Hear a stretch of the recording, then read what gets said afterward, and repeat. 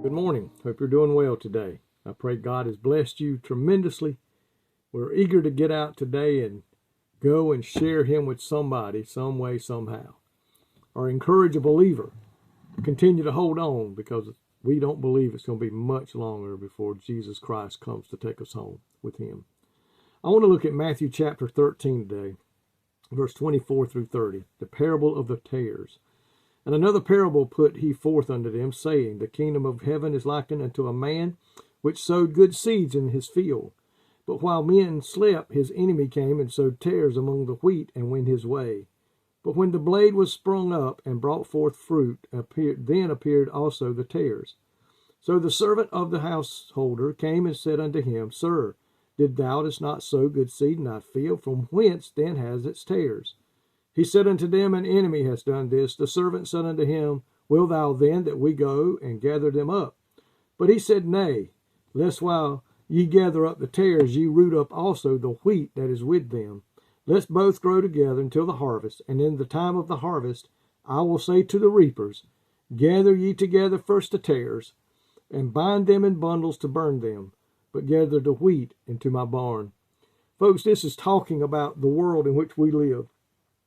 The parable of this wheat and tares emphasized that Satan will sow alongside those who sow the word of God.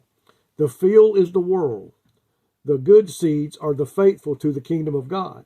And throughout this world, we can't help but be mingled together.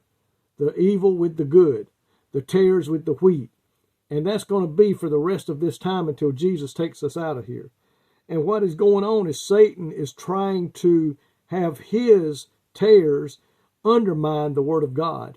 And Jesus said that this would also cause a great deception among Christians who profess to be Christians but who are really false teachers. They'll be led astray. They'll fail to keep up with what the word of God says and begin to believe that the deceivers' workers are believing, the false teachers. So we must pay attention to what is being said. Not every preacher is preaching the truth. Not every church is preaching the truth in it. Not every Sunday school teacher teaches the truth. That's why we must be careful where we go to church. Make sure that the church you are in is a Bible-believing, Jesus preaching, risen from the dead, his blood at the cross covers our sins, that he is in heaven, and that he is ready to come back and take the church home. Any other stuff that is being preached in that church that doesn't line up with the word of God is false. And we got to know the word of God. That's why it's so important that we as Christians know the word, study it, meditate, read it daily. Ask the Holy Spirit to help us take this into our spirit, into our being, that we will know when the false word is being given. And then we also need to make sure that our families, our children, are getting what they should get. And that is the truth that is found in the Word of God. The Word tells us, that the world tells us, that the Bible is not true. It's not true. It's just written by a bunch of men. And we know that to be false. The Word of God is infallible. It does not have any errors in it. So today, we must make sure that we are with the wheat and not with the tares. Because the tares at the end of the time, when the great judgment is given, will be, as it says here, they will be cast into the lake of fire.